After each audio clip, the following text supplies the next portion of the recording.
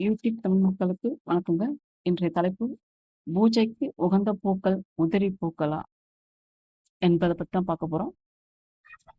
அதாவது நம்ம பூக்கள் பொறுத்தவரைலாம் பார்த்தீங்கன்னா, அ எல்லா பூக்களுமே வந்து ஒரு அ அதாவது மாலையா தொடுக்கும்போது ரோஜாவோ, இல்ல சாமந்தியோ வந்து அது வந்து மாலை பெரிய பெரிய பூக்களா இருக்கும். அது மாலையா வந்து தொடுத்துருவாங்க. அது நம்ம கட்டும்போது வந்து கொஞ்சம் நமக்கு சிரமமா இருக்கும்.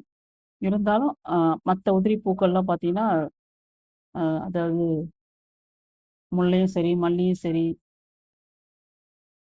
நம்ம சாமிக்கு வைக்கிற இந்த அல்லி, அரளி அப்படின்ற எந்த பூக்களா இருந்தாலும் சரி, அது வந்து நெறைய பேர் வந்து இப்போ கோவிலுக்கு போகுறவங்க எல்லாமே பார்த்தீங்கன்னா, ரோஜாலாம் அந்த இப்போ என்னமோ குட்டி குட்டியா ரோஸ் வருது. அதுக்கு சிந்தாமணி, அப்புறம் வந்து குட்டி குட்டியா ரோஸ். அது இன்னொரு பேர் சொல்றாங்க. அந்த ரோஸு, உதிரி ரோஸ், அப்புறம் பன்னீர் ரோஸு, அதாவது நம்ம இப்ப ஹைப்ரிட்டா வர்ற ரோஸ்லாம் நெறைய வந்து பார்த்தீங்கன்னா, ஒரு ரூ. 10க்கு குடுத்தாலும் நெறைய தராங்க. அதுதான் நம்ம அப்படியே வாங்கி அ கோவிலுக்கு கொண்டுன்னு போறோம். அதில வீட்டுக்கும் அதே மாரி நம்ம வாங்குனாலும், ஒவ்வொரு சாமி படத்துக்கும் ஒண்ணு ஒண்ணு ஒத்த ஒத்தையா தான் நம்ம வைக்கிறோம். இதால வந்து பார்த்தீங்கன்னா, நமக்கு வந்து குடும்பத்தில வந்து ஒற்றுமை வந்து குறையும் அப்படின்றது தான் இந்த ஒரு விஷயம்.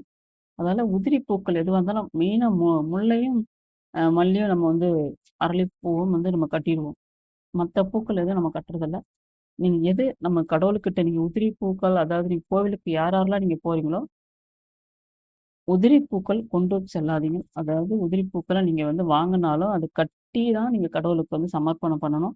உதிரி பூக்கள நீங்க வந்து கொடுக்கவே கூடாது. அதேமாரி வீட்டிலயும் அதே மாரி தான். வீட்லயும் வந்து நீங்க உதிரி பூக்கள எடுத்துட்டு வந்து சாமி படங்களுக்கு ஒண்ணு ஒண்ணு, விளக்குக்கு ஒண்ணு ஒண்ணு நம்ம வைப்போம் இல்லைங்களா? அந்த ஒரு பழக்கமும் வந்து தவறுங்க. ஏன்னா வந்து அதுவும் குடும்ப ஒற்றுமையை சீர்குலைக்கும்.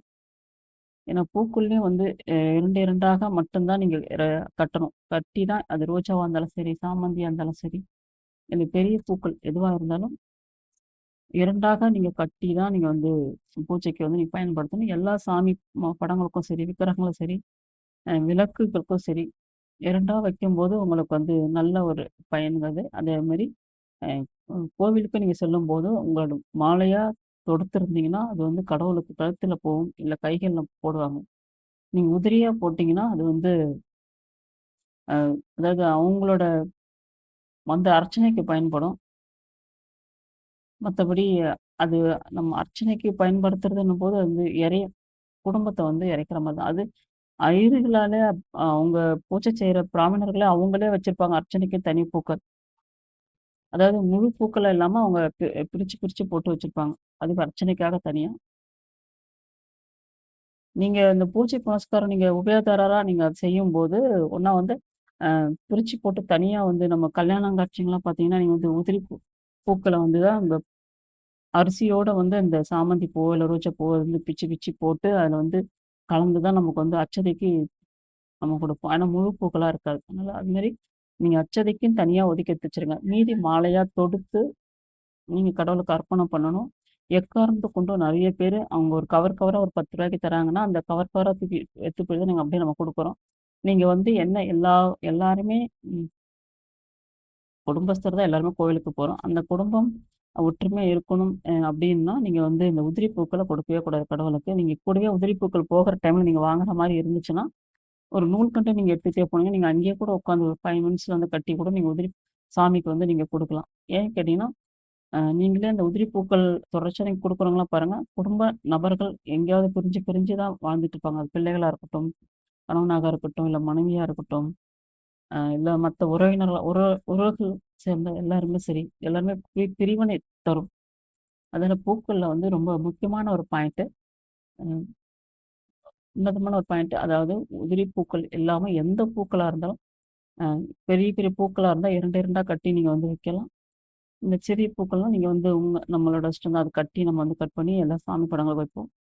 அதால உதிரி பூக்களோட குடும்பம் வந்து நமக்கு வந்து ஒட்டாது. உதிரி பூக்கள். அந்த உதிரிகளாக எப்படி இருக்குமோ, அதே மாரி நம்ம குடும்பங்கள் வந்து இறையும். அதேமாரி உணவு உண்ணும்போது கூட சரி, குடும்ப உறுப்பினர்கள் அ ஒன்றாக உட்கார்ந்து நீங்க சாப்பிடுறத பாருங்க. ஏன்னா, உணவு கடவுளுக்கு நிகரான ஒரு பொருள். அப்போ அந்த உணவு எல்லாருமே கும்பலா வீட்டு குடும்பஸ்தர்கள் எல்லாரும் உட்கார்ந்து நீங்க சாப்பிடும்போது, அ உறவு அ இன்னும் நல்ல ஒரு ஒற்றுமை நிலவும் அப்படின்றது தான் ஒரு ஐதீகம். அதான் ஆதி காலத்துல அப்படிதான் பண்ணுவாங்க. இப்போ அவங்கவங்க எந்தெந்த டைம் வராங்களோ அவங்கவங்க தனித்தனியா வந்து சாப்பிடுறாங்க இல்லைங்களா? அதனால வந்து அந்த விஷயத்த நீங்க பாத்துங்க. எல்லாருமே உட்கார்ந்து கும்பலா ஒவ்வொரு குடும்பத்துல உட்கார்ந்து கும்பலா உட்கார்ந்து சாப்பிடுறத பாருங்க. கோவிலுக்கு போகணும்னு நீங்க நெனச்சா கூட, அதே மாரி முடிஞ்ச வரையிலும் வாரத்துக்கு ஒரு முறை குடும்பத்தோட நீங்க வந்து கோவிலுக்கு போய் அ வாங்க. தனித்தனியா பிரிஞ்சு போகாதீங்க.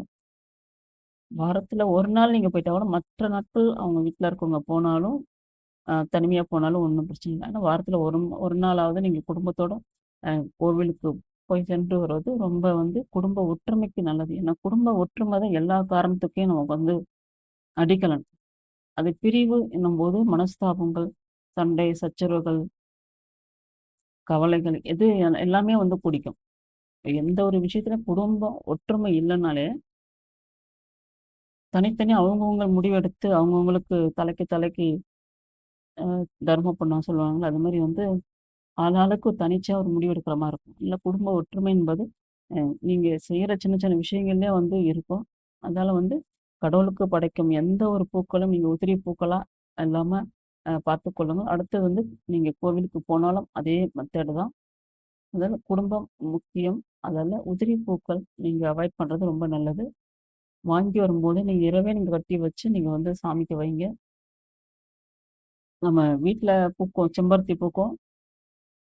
செம்பருத்தி பூக்கள் கூட ஒவ்வொருத்தவங்க சிலருக்கு முருகருக்கு மட்டும் பயன்படுத்துங்க. ஏன்னா வீட்ல மத்த சாமிங்களுக்கு வந்து வைக்கிறத விட முருகருக்கு மட்டும் வைங்க. அந்த முருகர் படத்துக்கு நீங்க வைக்கும்போது கூட 2 செம்பருத்தியா வந்து நீங்க நூலுல கட்டிட்டு, அதுக்கப்புறமா அழகா வச்சு விடணும். ஏன்னா ஒத்த ஒத்தையா வைக்கக்கூடாது அப்படின்றது தான் என்னோட இது. உறவுகள் பிரிக்காம இருக்கும். பூக்கள் வந்து வைக்கிறது தெய்வீகமான ஒரு விஷயம் தான். அதே வந்து அந்த தெய்வீகமான விஷயத்த வந்து நம்ம வந்து அ நேர் இது மறையான ஒரு விஷயத்துக்கு நம்ம வந்து பயன்படுத்தக்கூடாது. பூக்கள் தினமும் வச்ச மகாலட்சுமி அம்சம் நமக்கு பணம், பொருளாதாரத்தில கொஞ்சம் மேன்மை அடையும். அந்த பூக்கள் தினமும் நீங்க வந்து இறைவனுக்கு வைக்கும்போதே வந்து பார்த்தீங்கன்னா, த தண்ணீரும் வந்து புது தண்ணீர் தினமும் வர புது தண்ணீர் நீங்க வந்து அந்த பஞ்ச பாத்திரத்திலயோ, இல்ல நான் ஏற்கனவே ஒரு வீடியோல போட்ட மாரி செப்பு பாத்திரத்திலயோ நீங்க வந்து செப்பு பாத்திரன்றது பஞ்ச பாத்திரம் தான் இருக்கும். ஆனா செப்பு சொம்புல வந்து தனியா மொண்டு வைப்பாங்க தனியா. பச்சை கற்பூரம் போட்டு நீங்க வச்சீங்களா, அதுவும் உங்களுக்கு தெய்வ சக்தி, குடும்ப ஒற்றுமைக்கு இன்னும் மேன்மேலும் உங்களுக்கு வந்து நல்ல வழிவகுக்கும். அதால நம்மளோட மக்கள் வந்து பார்த்தீங்கன்னா, பூக்களே உதிரி பூக்கள் இல்லாம இன்னும் நெறைய இடத்துல இப்படிதான் செஞ்சுட்டுருக்காங்க. ஏன்னா நெறைய நான் கோவிலுக்கு போகும்போதெல்லாம் பார்க்குறேன். ரூ. 10 கவர்ல குடுத்தோனே வாங்கிட்டு வந்து அப்படியே தான் சாமிக்கு குடுக்குறாங்க. இல்ல வீட்டுக்குள்ளேயும் அதே மாரி ரூ. 10 பூ அந்த மாரி ரூ. 20 ஒரு கவர் அப்படி ஒரு 50 கிராம், 100 கிராம் இருக்கு இல்லைங்களா? அந்த மாரி பூக்களையும் வீட்லயும் அது மாரி தான் கொண்டு வந்து ஒத்த ஒத்தையா நம்ம வந்து வைக்கிறது நம்ம வந்து அவாய்ட் பண்ணிடணும். கொஞ்சம் சில படங்கள் கொஞ்சம் படங்களே இருந்தா கூட போதும். பூஜை அறை ஃபுல்லா நம்ம பிக்சர் இருக்கணும், படங்கள் இருக்கணும் அவசியம் இல்ல. முக்கியமான ஒரு உக்கிரம் இல்லாத ஒரு தெய்வத்த நீங்க வச்சு வழிபடுங்க. சாந்தமான ஒரு குடும்பம் நிலவும். அதிகமா அ அ படங்களும் அதிகமா வச்சுக்காம இருக்கிறது நல்லது. மீதி இங்க வந்து ஒரு சேஃப்டியா ஒரு இடத்துல கூட நீங்க வச்சுக்கலாம். ஏன்னா வந்து பூஜை அறையில மெயினா சாந்தமான ஒரு தெய்வங்கள் வச்சு வழிபட்டு, அதுவும் மெயினா விநாயகர் கண்டிப்பா இருக்கணும். எல்லார் வீட்லயும் விநாயகர் இருக்கும். சில விக்கிரகங்களா கூட நீங்க வாங்கி வச்சு தினமும் வந்து விக்கிரகங்களுக்கு நீங்க பூஜை பண்ணாலும், அ பிள்ளையார் பூஜைன்னு சொல்லிட்டு நெறைய வீட்ல நெறைய பேர் பண்ணுவாங்க. அது வந்து ஒரு சிலர் வந்து கடைப்பிடிக்கிறதில்ல. 2 விக்கிரகங்கள் வாங்கி வச்சு, அது பிள்ளையார் மணம் வாங்கி வச்சு, நீங்க வந்து தினமும் பிள்ளையார் பூஜை அதாவது உங்க வீட்ல இருக்கிற ஆண்கள் யாரா இருந்தாலும் அவங்கள தூங்கி எந்திரிச்ச உடனே குளிச்சுட்டு அத வந்து பண்ணி ஒரு சந்தனம் தினமும் வச்சு ஒரு பொட்ட வச்சு நீங்க வந்து வழிபட்டு வந்தீங்கன்னா, கண்டிப்பா நீங்க எந்த ஒரு காரியமாவது சக்சஸா இருக்கும். குடும்பம் நல்ல வளர்ச்சியா இருக்கும். உங்களோட பிள்ளைகளுக்கு காலகாலத்துக்கு என்னென்ன விஷயங்கள் நடக்கணுமோ, எல்லா விஷயங்களும் இது கரெக்ட்டா வந்து நடந்தேறும். அ எந்த ஒரு ஆபத்துக்களும் வந்து தலைக்கு வந்து தலைப்பாகையோட போகும். நம்மள ரொம்ப வந்து பாதிக்காது. அப்படின்றது தான் என்னோட இந்த வார்த்தை. அதனால உதிரி பூக்கள் முடிஞ்ச வரலும் பயன்படுத்தாதீங்க. ஏன்னா குடும்ப ஒற்றுமைய குலைக்கும். உணவு உண்ணும்போதும் அதேமாரி வந்து எல்லாரும் கொஞ்சம் சேர்ந்தே உண்ணுங்க. கோவிலுக்கு போகும்போதும் எல்லாரும் வந்து ஒரு முறையாச்சும், அதாவது வாரம் இல்லனாலும் மாதம் ஒரு முறையாச்சும் நீங்க வந்து கோவிலுக்கு வந்து செல்ல பாருங்க. அவ்வளோதாங்க. இந்த வீடியோ பிடிச்சிருந்தா லைக் பண்ணுங்க. மற்றும் நெறைய ஒரு விஷயங்கள் ஜோதிடம் சார்ந்த நம்ம ஆஸ்ட்ரோவா இருந்தும், ஆஸ்ட்ரோ பத்தி பேசாம மற்ற விஷயங்கள் பேசுறோம்னா, வெறும் ஜோதிடத்த வச்சு மட்டுமே எதுவுமே பண்ண முடியாதுங்க. அது நம்ம பிராக்டிகலா என்னென்ன விஷயம் அதுல எடுக்கணும்ன்றத வச்சு நம்ம வந்து அ வழிநடத்துனோம்னாலே போதும். முழுக்க முழுக்க நமக்கு ஆஸ்ட்ரோவ நம்பி நம்ம வாழ முடியாது இல்லைங்களா? அதால சின்ன சின்ன விஷயங்கள் நான் உங்களுக்காக சொல்றேன். ஏன்னா இத கடைபிடிச்சு பாருங்க. கண்டிப்பா வாழ்வில் நல்ல ஒரு நிலைகள் உங்களுக்கு கிடைக்கும். குடும்பத்தில இந்த பிள்ளைகள் இந்த காலத்து பிள்ளைகள் நம்ம சொல் பேச்சே கேட்கறதே கிடையாது. அப்படி இருக்கிற இந்த மாரி நம்ம சின்ன சின்ன விஷயங்கள வந்து பயன்படுத்துங்க. அதேமாரி சொல்ல மறந்துட்டேன். எண்ணெய் நீங்க யூஸ் பண்ற எண்ணெய் வந்து இப்ப விளக்கேத்துறதுக்கு மட்டும் பியூரான எண்ணெய பார்த்து ஏத்துங்க. இந்த பஞ்ச எண்ணெய், மஞ்ச எண்ணெய் இன்னும் மார்க்கெட்ல விக்கிற எண்ணெய்கள தவிர்த்துட்டு, அ அதாவது செக்கு ஆடுறாங்க இல்லையா? அங்க போயிட்டு நீங்க நல்லெண்ணெயோ, இல்ல உங்களுக்கு பிடிச்ச தேங்காய் எண்ணெயோ, இல்ல நெய். இதுல 3 எண்ணெய் எதுவா இருந்தாலும் பியூரா இந்த வந்து நீங்க விளக்கேத்துங்க. ஏன்னா அந்த விளக்கோட ஒளியில எரியுது நம்ம வீட்டோட பிரகாசம் இருக்கும். அ அந்த ஒளி பியூரான ஒரு எண்ணெயில எரியிற ஒரு வெ திரி அ வெளிச்சமா இருக்கணும். கலப்பட எண்ணெயில 5 எண்ணெய், பஞ்சபூத எண்ணெய் அதெல்லாம் வந்து நம்ம கிட்ட யாரும் பார்க்கல. எனக்கு தெரிஞ்ச ஒரே ஒரு விஷயம், அ நம்ம கடைகள்ல விக்குது இல்லைங்களா? அதாவது கடைகள்ல இந்த பஜ்ஜி, போண்டா சுடுற பெரிய பெரிய ஹோட்டல்ல இதுக்கெல்லாம் ரீயூஸ் அவங்க எண்ணெய் யூஸ் பண்றதில்ல. அந்த எண்ணெய வந்து தனியா ஒரு ஏஜென்ட் கிட்ட அனுப்பி, அந்த எண்ணெய ரீயூஸ் பண்ணி, அதுக்கான வாசனை திரவியம் கொண்டு, அத தான் வந்து மெயினா விளக்கேத்துறதுக்கு எண்ணெயா வருதுன்னு சொல்லிட்டு கேள்விப்பட்டுருக்கேன்.